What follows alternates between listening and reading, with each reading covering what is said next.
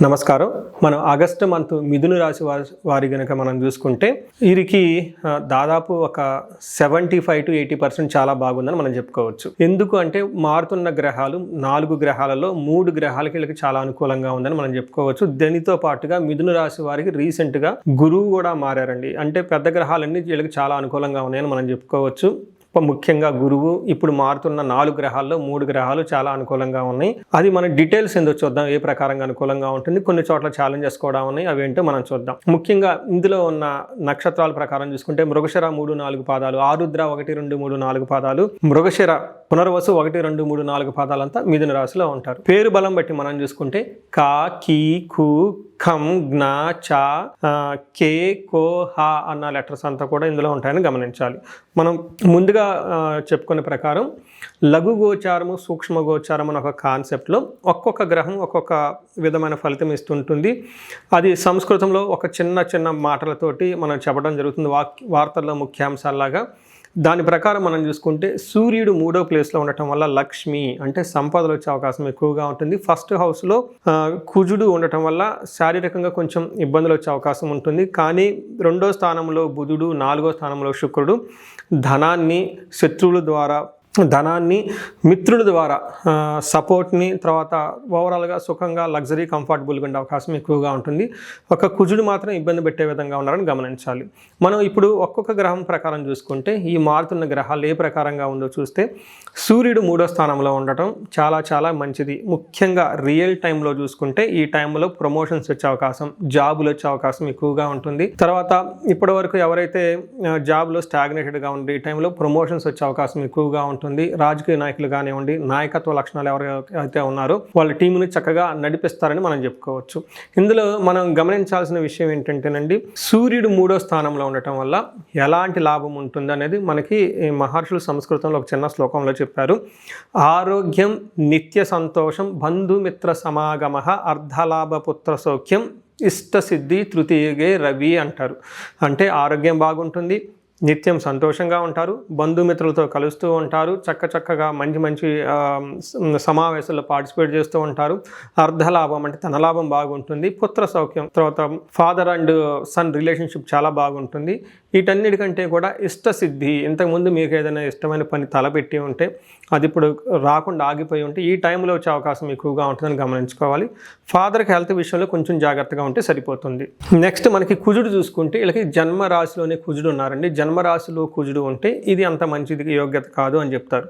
ఏ విధంగా అంటే జన్మరాశిలో గనక కుజుడు ఉంటే జ్వరం, ఖడ్గవరణం చైవ, బంధు భార్య విరోధ కృత్తు, చంద్రరాశి గతో యక్ష రాక్షస పీడనం అంటారు. ఇది చాలా ఇంపార్టెంట్ అండి. ఇది నేను చాలా ఎప్పుడు రిపీటెడ్గా చెప్తూ ఉంటాను. కొన్నిసార్లు ఏమవుతుందంటేనండి, మనకి లోన ఇంటర్నల్గా చాలా బాధపడుతూ ఉంటాము, శారీరకంగా హెల్త్ బాగుండదు, చాలా టైర్డ్గా ఉంటాము, ఏంటేంటో అయిపోయినట్టు ఫీలింగ్లు వస్తూ ఉంటాయి, రాత్రిలో నిద్ర కూడా పట్టదు. కానీ డాక్టర్ దగ్గరికి వెళ్తే డాక్టర్లు ఆల్మోస్ట్ ఏం లేదని చెప్తారు, చిన్న సింపుల్ మెడిసిన్ అయితే రాస్తారు. కానీ వీళ్ళకి బాధ చాలా ఎక్కువగా ఉంటుంది. నాకు చాలామంది వస్తుంటారు, మేము హాస్పిటల్ దగ్గరికి వెళ్ళామండి, ఈ మెడిసిన్ ఆ మెడిసిన్ తింటూ ఉన్నాము, కానీ డాక్టర్ దగ్గరికి వెళ్ళిపోతే ఆ మందులకు మాకు తగ్గటం లేదు, కానీ మేము బాధపడుతూ ఉన్నాం. ఇది ఎప్పుడు విముక్తి వస్తుంది, దీని నుంచి ఎప్పుడు మనం బయటపడతామని అడుగుతూ ఉంటారండి. సో ఎప్పుడైతే కుజుడు జన్మరాశిలో ఉంటారో వాళ్ళకి యక్ష రాక్షస పీడనం అంటారు. అంటే మనకు తెలవకుండా వేరే రకాలైన నెగిటివ్ ఎనర్జీ మన మీద విపరీతంగా ఉండి ఇబ్బందులు పెడుతూ ఉంటారు, ట్రబుల్ చేస్తూ ఉంటారని మీరు గమనించుకోవాలి. ఇప్పుడు ఇంతే కాకుండా జ్వరం వచ్చే అవకాశం ఎక్కువగా ఉంటుంది. ఖడ్గవ్రణం అంటే షార్ప్గా ఉన్న కత్తుల ద్వారా వాటి ద్వారా కొంచెం కట్టింగ్లు ఇబ్బందులు వచ్చే అవకాశం ఎక్కువగా ఉంటుంది. బంధు విరోధం అంటే బంధువులతోటి గొడవలు వచ్చే అవకాశం ఉంటుందని చెప్పుకోవాలి. బట్ ఓవరాల్గా చూసుకుంటే చాలా కేర్ఫుల్గా ఉండవలసిన టైం అని మీరు గమనించుకోవాలి.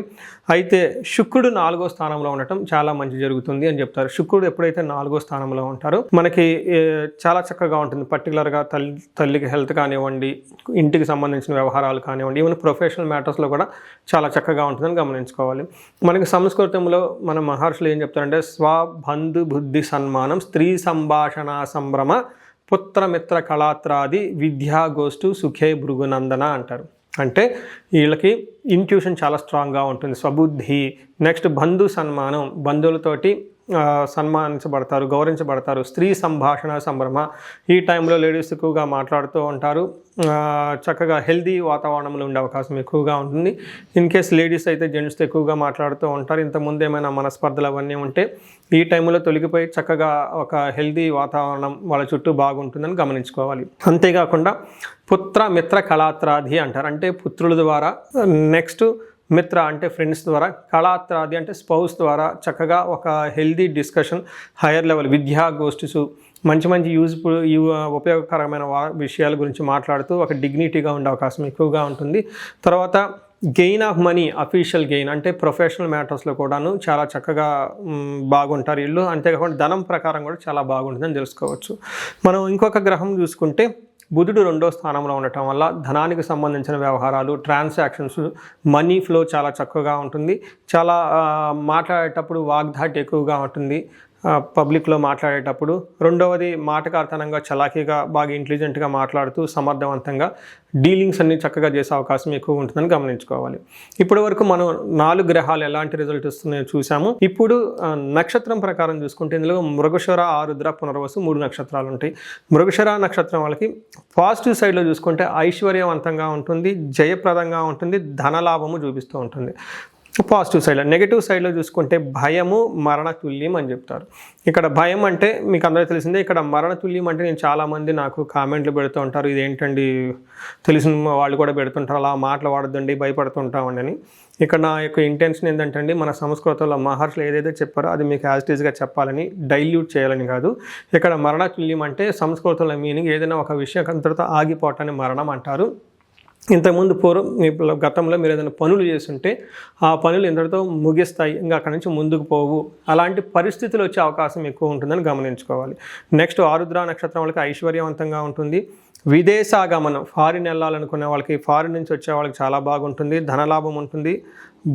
భయం కలిపే సంఘటనలు ఉంటాయి. తర్వాత వీళ్ళకి మరణతుల్యం చూపిస్తుంది. పునర్వసు నక్షత్రం చూసుకుంటే నాకు చాలా హ్యాపీగా ఉంటుంది. పునర్వసు నక్షత్రం వాళ్ళకి 27 నక్షత్రాల్లో బాగున్న నక్షత్రం పునర్వసు నక్షత్రం అనుకోవాలి. పునర్వసు నక్షత్రం వాళ్ళకి ఐశ్వర్యవంతంగా ఉంటుంది. విదేశాగమనం, ఫారిన్ వెళ్ళాలి అనుకునే వాళ్ళకి బాగుంటుంది, సంపదలు బాగుంటుంది, ధనలాభము బాగుంటుంది. సో చూసారు కదండి, ఈ రాశి వాళ్ళకి ఓవరాల్గా అంతా బాగుందని మనం గమనించుకోవచ్చు.